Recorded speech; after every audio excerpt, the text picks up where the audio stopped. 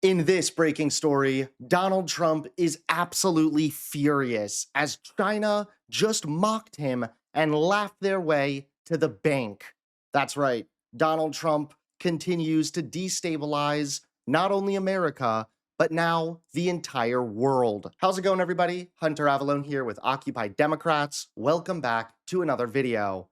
I hope you're all doing well during these insane times. At least we can finally put to bed the idea that Donald Trump is the president of peace. Can I just say, can we finally put this BS to bed, that Donald Trump is the peace president, he's anti-war, he's isolationist, he's on a neocon. This man bombed 7 countries, Ali, last year: Nigeria, Somalia, Yemen, Syria, Iran, Iraq, Venezuela. He bombed these countries in 1 year. And then he begins the new year threatening Iran. He said, we're locked and loaded. And then he starts, January 3rd, bombs Venezuela and basically kidnaps the president. And I'm glad, Ali, that you, unlike a lot of other journalists, didn't use the words arrested or detained or captured, because the United States has no authority to do what it did on Saturday. We are not the world's police force. We don't have jurisdiction to go into other countries and just grab their leaders and the first lady of that country and bring them to us. Think about how absurd that is. Does that mean one of your reporters can now indict Trump in their courts and send a SEAL team in here? One of your reporters published something yesterday afternoon which was very specific. It says there are very specific conditions under which a country can cross into another country to take military action, let alone kidnapping their leader. They're very specific. This is not gray area at all. Yeah. So J.D. Vance claimed yesterday that the legal rationale for this operation was that the DOJ had indicted him. This was a law enforcement operation, which is absurd. Think about that. Can a future American president, can a Democratic president now come in and say, hey, Bukele in El Salvador, don't like him. Let's indict him and send in SEAL Team 6 to get him. Can a foreign country indict Donald Trump in their domestic courts and send in their special forces into D.C. to try and grab the president of the U.S.? This is madness. No one accepts the legal basis for this. And by the way, J.D. Vance, Tulsi Gabbard, all these people spent years saying we're against regime change wars.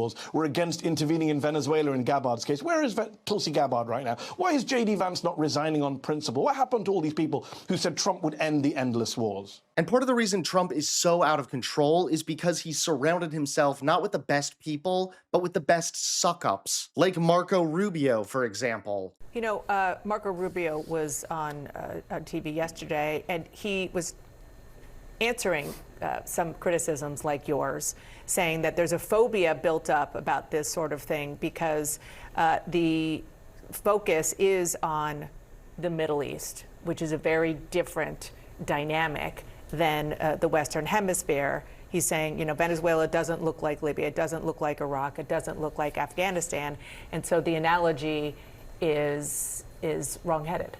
The same things were said. I remember, I was a cadet at West Point. In the lead up to the war in Iraq, the same things were said about Vietnam when comparisons were made in a similar way. It is such chicken hawk BS from Rubio, who's not served a single day in uniform, to dismiss that as a phobia.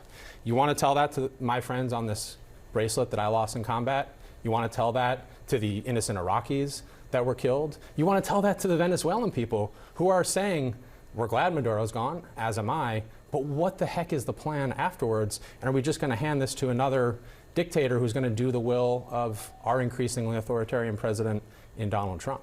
But now Trump is raging as China just laughed their way to the bank. Take a look at this. This is in a world where the U.S. has withdrawn, like whether it's Africa and other parts of Asia.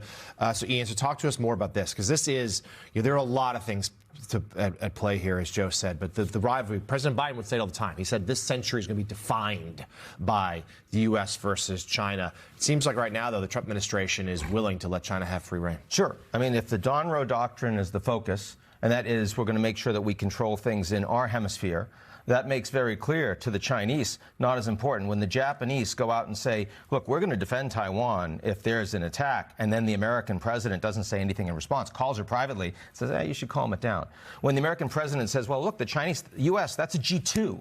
right? It's not a G7, a G20, it's a G2. And the Chinese don't actually accept that, but privately they love it because it means that they're being given that sense of equality because they're the ones that hit the Americans back so hard. They had the critical mineral supply chain that the Americans couldn't be bothered to build up over the last 20 years. They're building electricity, the 21st century economy, focusing on electrons. The U.S. doing molecules. We've got 13.5 million barrels a day. We'll get more with the influence over Venezuela, but that's not energy price that's coming down. That's not a 21st century energy that's going to power AI. That's 20th century energy. And the Americans need to do all of those things. The Chinese are laughing to the bank. They can't believe how fortunate they are that they've been able to stand down, stare back at the Americans and stand them down, while American allies are all feeling so incredibly vulnerable. Right?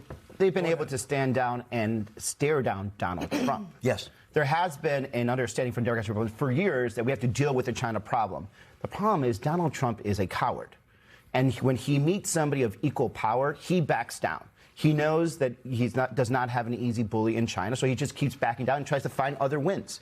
And who is at the end the victim? The United States, the world order, soybean farmers, whatever it is, all because Donald Trump does not know how to deal with men in power of equal stature with him. He could only go after little bully states. Democratic Senator Ruben Gallego of Arizona, thank you very much for joining us in the studio, fresh off a flight from. Thanks so much for watching. Please click that like button and subscribe to Occupy Democrats so that you can stay informed and help us stop Donald Trump.